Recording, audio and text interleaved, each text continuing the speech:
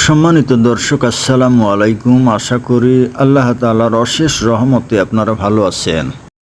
সবচেয়ে বরকতময় বিয়ে কোনগুলো? সহিহ হাদিস।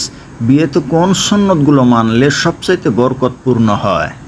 কোরআনে আল্লাহ তাআলা বলেন, তোমরা বিয়ে করো তোমাদের পছন্দের নারীদের থেকে, 2 জন অথবা 3 জন অথবা 4 জন, কিন্তু যদি আশঙ্কা করো যে তোমরা ভারসাম্যপূর্ণ আচরণ করতে পারবে না, তাহলে মাত্র 1 জন। সূরা নিসা আয়াত 3। বিয়ের মাধ্যমে জীবনে পূর্ণতা আসে, দ্বীন এবং ঈমানে পরিপক্কতা অর্জন হয়। রাসূল সাল্লাল্লাহু আলাইহি ওয়াসাল্লাম বলেন, যখন বান্দা বিয়ে করে তখন সে তার দ্বীনের ঈমানের অর্ধেক পূর্ণ করে। অতএব বাকি অর্ধেকাংশে সে যেন আল্লাহকে ভয় করে। সুন্নত তরিকায় বিবাহ সম্পাদন করা হলে সে বিয়ে বরকতময় হয়। রাসূলুল্লাহ সাল্লাল্লাহু আলাইহি ওয়াসাল্লাম বলেন, নিশ্চয় সে বিয়ে বেশি বরকতপূর্ণ হয় যে বিয়েতে খরচ কম হয়। এছাড়া বিয়ে সংশ্লিষ্ট আরও কিছু সুন্নত রয়েছে। বিবাহ সাদাসিধে ও অনাড়ম্বর হওয়া, অপচয় ও অপব্যবহার ও বিজাতীয় অপসংস্কৃতিমুক্ত হওয়া, যৌতুকের শর্ত না থাকা, সামর্থ্যের বেশি দেনমোহর ধার্য বা শর্ত না করা। তবে বিয়েতে একেবারেই যে খরচ করা যাবে না তা নয়।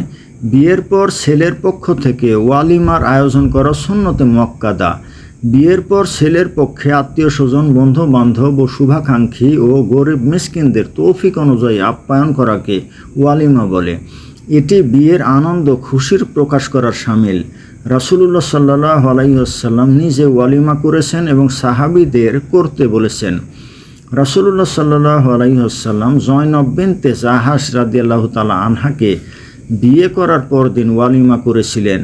বুখারী হাদিস নম্বর 5170। রাসূলুল্লাহ সাল্লাল্লাহু আলাইহি ওয়াসাল্লাম সাফিয়া রাদিয়াল্লাহু তাআলা আনহাকে বিয়ের পর 3 দিন যাবৎ ওয়ালিমা খাইয়েছিলেন। তো সম্মানিত দর্শক, বাসর রাত্রে স্ত্রীর মাথায় হাত রেখে দোয়া, স্ত্রী সহবাসের দোয়া সহ আরও বহুত সুন্নতি নিয়মকানুন বিয়ের ভিতরে রয়েছে, যেগুলো আমি পরবর্তী ভিডিওতে দেওয়ার চেষ্টা করব ইনশাআল্লাহ। আল্লাহ তাআলা সকল মুসলিম নরনারীকে বরকতপূর্ণ সুন্নতি তরিকায় বিয়ে করার মতো তৌফিক দান করুন, আমিন। তো সম্মানিত দর্শক, ভিডিওটি ভালো লাগলে লাইক, কমেন্ট, শেয়ার করুন এবং আমার চ্যানেলটি সাবস্ক্রাইব করুন। আল্লাহ হাফেজ।